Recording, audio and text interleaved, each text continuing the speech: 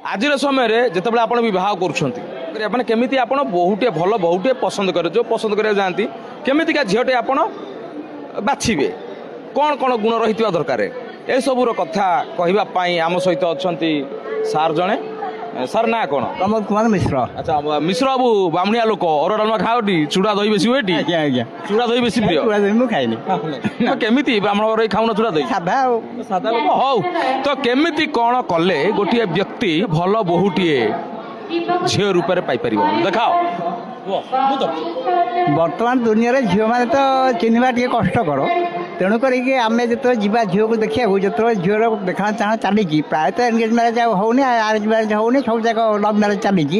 ସେତେ ଯଦି 100 10 ଜଣ ଝିଅ ବି ଥାନ୍ତି ପରିବାରରେ ଦେଖନ୍ତି, ପରିବାରରେ ଦେଖିକି ସେମାନେ ବାହାଘର କରନ୍ତି। କିନ୍ତୁ ଗଲାକୁ ଦେଖିବେ ଝିଅର ମାଆ ନିଶ୍ଚୟ ଆସିଥିବ ତା ପାଖରେ, ବାପା ଆସିଥିବ, ଫ୍ୟାମିଲି ଥିବେ, ଆମର ବି ଲୋକ ଥିବେ, ତାଙ୍କର ବି ଲୋକ ଥିବେ। ତା ଭିତରେ ଦେଖିବେ ସେ ଝିଅର ମାଆ ଆଡ଼ଭାନ୍ସ ଅଛି କି ଶାନ୍ତିରେ ରହି କଥାବାର୍ତ୍ତା କରୁଛି। ଯଦି ବାପା କିଛି ନ କହିକି ମାଆ କଥା ଉପରେ କଥା କହିଲା, ଆପଣ ଜାଣିବେ ଏଇ ଝିଅ ନେଲେ ମୁଁ ନିଶ୍ଚୟ ବିପଦରେ ପଡ଼ିବି, ମୋ ଘର ଭାଙ୍ଗିବାଟା ଶୁଣିଛି। ଓହୋ ଆପଣ ଯେମିତି କଥା କହୁଛନ୍ତି ଆଜିକାଲି ମା ମାନେ 4G ହେଇଗଲେଣି, ତେଣୁ 4G ମାନଙ୍କର ମା ମାନେ ତ ସ୍ମାର୍ଟରେ କଥା ହେବେ। ଆଉ ମାଆ ମାନେ 4G ହେଲେ ଝିଅ ମାନେ 5G ହେବେ ଆଉ କ'ଣ? ନିଶ୍ଚୟ ଭାଙ୍ଗିବେ, ନିଶ୍ଚୟ 100%।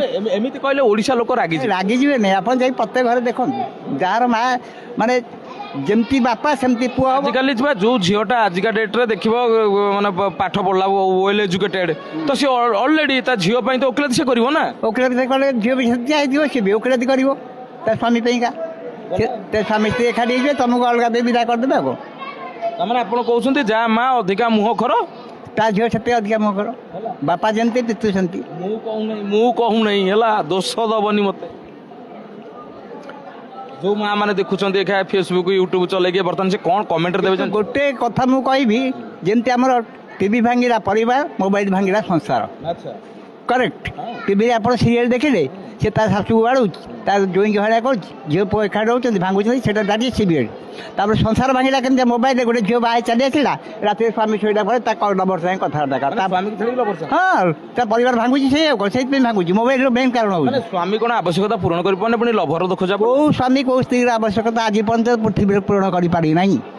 ନିଶ୍ଚୟ ଝିଅଟେ କ'ଣ ଚାହେଁ ସ୍ୱାମୀଠୁ? ଝିଅ ସବୁବେଳେ ଚାହେଁ, ଝିଅର ୱାଣ୍ଟିଂ ବହୁତ ଅଛି, ମନି ଆଉ ହନି। ହନି ନହେଲେ କୋଉଠୁ ମିଳିବ? ମନି ମଷ୍ଟ ବି ନେସେସରି। ହନି